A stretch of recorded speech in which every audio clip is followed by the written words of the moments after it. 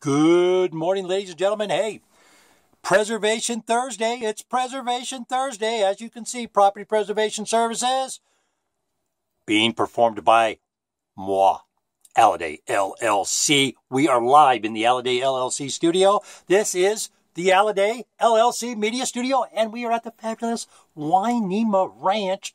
Snow's starting to melt, so I'll probably be going out to do a little bit of hobbling around and get the greenhouses in together. You know, it's time to start thinking about growing stuff. It's springtime. It's springtime. Hey, couple issues have come up.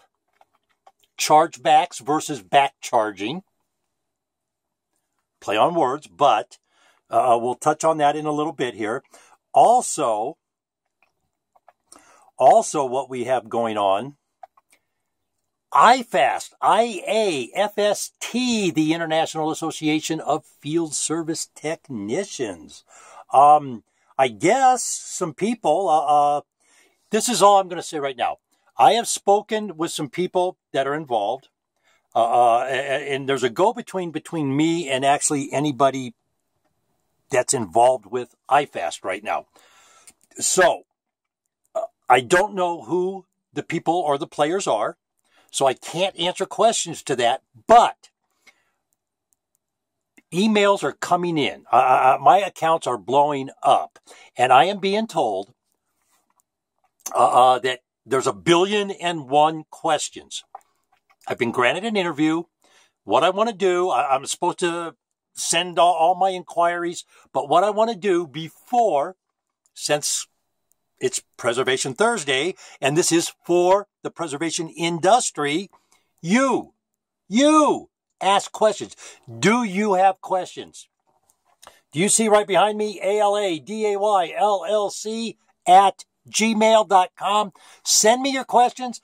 I have an interview lined up. I'm going to formulate some stuff. I want to know what you labor, members of groups like Kim Savage's over there on Facebook, any other book. My understanding, a gentleman named Chris Steves, I believe he's out of New York. I could be wrong where he's from.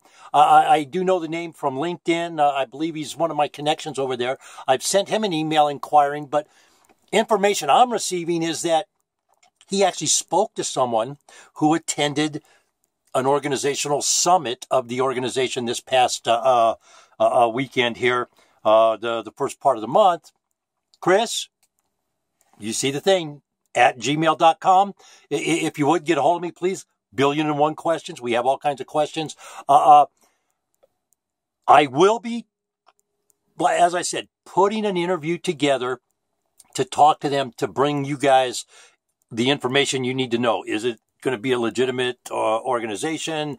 I know there's a lot of bad taste in everybody's mouth over the National Property Preservation Guild and that piece of garbage, Thomas Clark, and his little minions, Mutt and Jeff.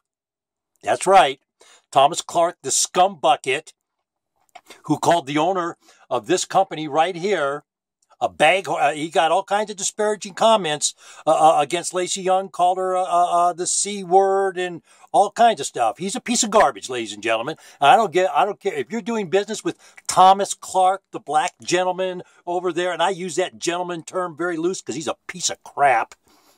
In Ohio, he's a piece of garbage. You need to cut ties with him. He's a racist pig is what he is. That's right, Thomas Clark. I called you a racist pig. That's what you are. You're a pig. You're not a good person. You got evil in your heart, dude. That's what you got. Back to IAFST. My understanding is that people becoming involved with IAFST are going to be vetted a lot more than Thomas Clark was. For those of you who don't know the history of the National Property Preservation Guild, Thomas Clark became the chairman of the organization, not through a vote. We all just kind of mutually agreed because we needed a front person. But what none of us knew was Thomas Clark had a contract with Safeguard, and he had an ulterior motive. He was going to use the NPPG to create a labor pool so he could become his own order mill and sub a Safeguard work. That's what Thomas Clark wanted to do. That's the kind of piece of crap garbage that individual is. As I said, he has evil in his heart. He don't have anything good for anybody in the property preservation. He's a pecuniary greed pig. Hello, Thomas. Back to IAFST. Ladies and gentlemen, send me your questions, because my understanding is something like that scenario is not going to happen with this organization. The people are already involved, are doing some extreme vetting on board members, et cetera, and these are questions that I have that I want answers directly. So if you have an answer or you have a question about this International Association of Field Service Technicians, whether you're labor, whether you're a mid-level order mill, whatever you might be, if you're involved in the industry and you have a question about the organization, LLC at the Gmail. Send me those questions. I will formulate the interview. I will publish the interview. You guys know I blog. I'll publish it. I got no problem. And I think, as most of you know, and you just can attest to, I call a spade when I see one. And if I think it's goofy, you know I'm going to say it's goofy. If I think it's good, I'll say it's good. If I think I'll say You know, so whatever your questions are, let's find out. Let's investigate this organization. Let's do what mainstream media doesn't do and ask the right questions. As I said, I have a few questions of how the board of directors was formulated, where they came from, what their background is, what are they going to do to ensure labor isn't beat up and taken advantage of. I am seeing that there is some good stuff on that website about, there's some really good stuff, verbiage on the website that creates a little bit of optimism that labor will be respected by this organization, unlike the National Association of Mortgage Field Services, or what I call management for stealing. They just got through having a leadership summit, and I asked a question in the thread that somebody was bragging, oh, it was really great to see all these people, blah, blah, blah, blah, blah, and I wasn't banging JJ Batts.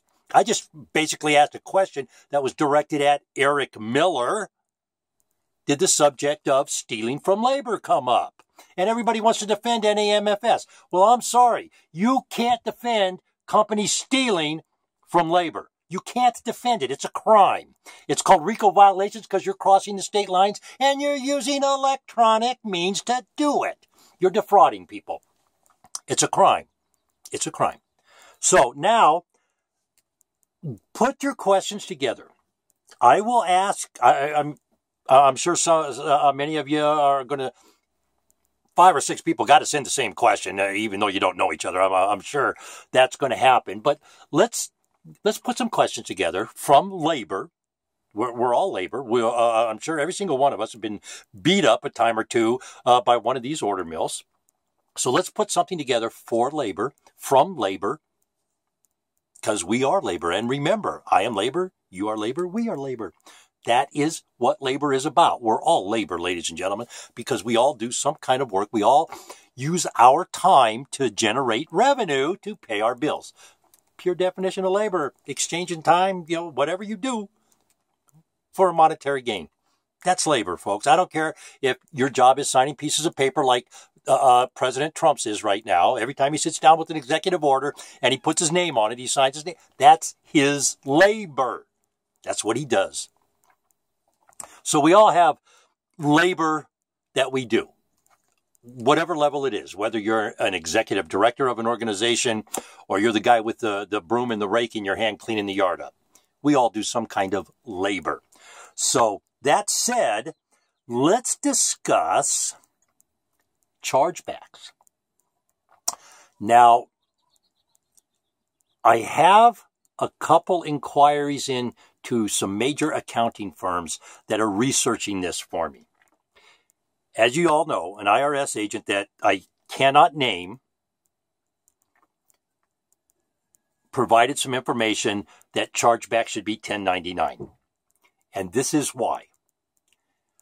What I am seeing right now on the chargeback thing, and don't think for 1 minute that HUD and Craig Carnes are not involved in this issue, because there is dialogue going on, that I guarantee you.